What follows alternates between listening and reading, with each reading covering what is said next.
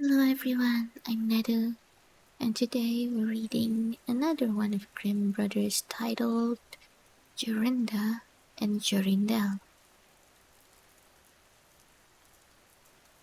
There was once an old castle that stood in the middle of a deep gloomy wood, and in the castle lived an old fairy. Now this fairy could take any shape she pleased. All the day long she flew about in the form of an owl, or crept about the country like a cat. But at night she always became an old woman again. When any young man came within 100 paces of her castle, he became quite fixed, and could not move a step till she came and set him free, which she would not do till he had given her his word never to come there again. When any pretty maiden came within that space, she was changed into a bird, and the fairy put her into a cage, and hung her up in a chamber in the castle. There were 700 of these cages hanging in the castle, and all with beautiful birds in them. Now there was once a maiden, whose name was Jorinda. She was prettier than all the pretty girls that ever were seen before, and a shepherd lad, whose name was Jorindel, was very fond of her, and they were soon to be married. One day they went to walk in the wood, that they might be alone, and Jorindel said, "We must take care that we don't go too near to the fairy's castle." It was a beautiful evening. The last rays of the setting sun shone bright through the long stems of the trees upon the green underwood beneath, and the turtle doves sang from the tall birches. Jorinda sat down to gaze down upon the sun. Jorindel sat by her side, and both felt sad, they knew not why, but it seemed as if they were to be parted from one another forever. They had wandered a long way, and when they looked to see which way they should go home, they found themselves at a loss to know what path to take. The sun was setting fast, and already half of its circle had sunk behind the hill. Jorindel on a sudden looked behind them, and saw through the bushes that they had, without knowing it, sat down close under the old walls of the castle. Then she shrank for fear, turned pale, and trembled. Jorinda was just singing. The ring-dove sang from the willow spray, Well a day. He mourned for the fate of his darling mate, Well a day. When her song stopped suddenly, Jorindel turned to see the reason, and beheld his Jorinda changed into a nightingale, so that her song ended with a mournful "Juck, juck." An owl with fiery eyes flew 3 times around them, and 3 times screamed, "To-hoo, to-hoo, to-hoo." Jorindel could not move. He stood fixed as a stone, and could neither weep nor speak, nor stir hand or foot. And now the sun went quite down. The gloomy night came. The owl flew into a bush, and a moment after the old fairy came forth, pale and meagre, with staring eyes, and a nose and chin that almost met one another.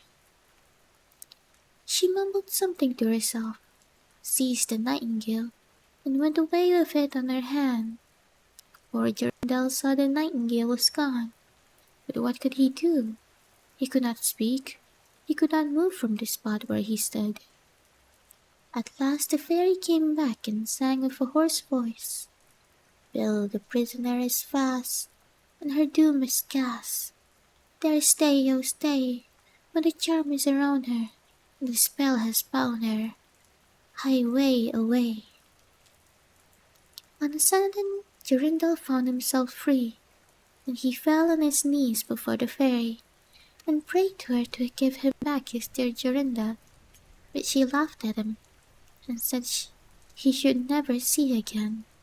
Then she went her way. He prayed, he wept, he sorrowed, but all in vain. Alas, he said, what will become of me?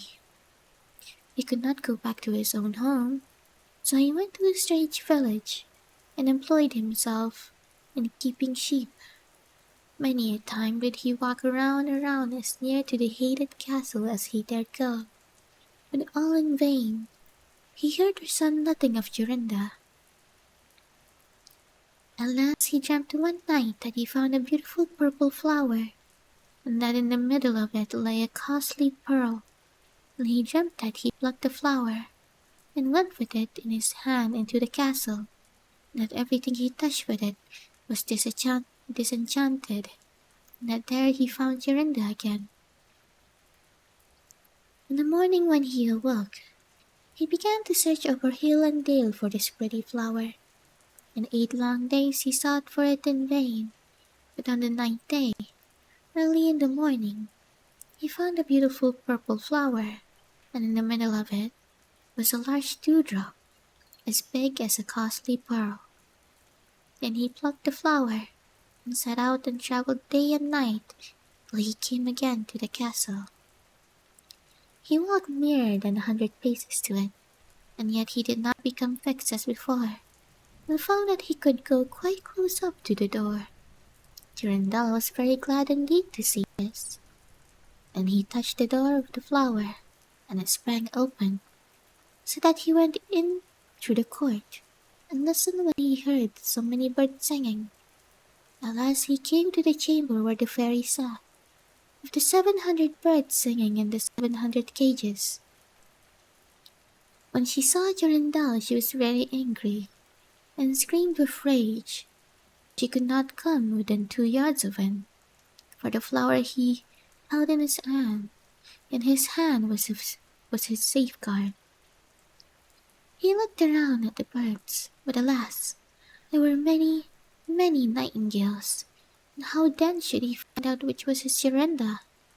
While he was thinking what to do, he saw the fairy had taken down one of the cages, and was making the best of her way off through the door. He ran or flew after her, touched the cage with the flower, and Jorinda stood before him, and threw her arms around his neck, looking as beautiful as ever, as beautiful as they walked together in the wood. Then he touched all the other birds with the flower, so that they all took their old forms again, and he took Jorinda home, where they were married, lived happily together many years, and so did a good many other lads, whose maidens had been forced to sing in the old fairies' cages by themselves, much longer than they liked.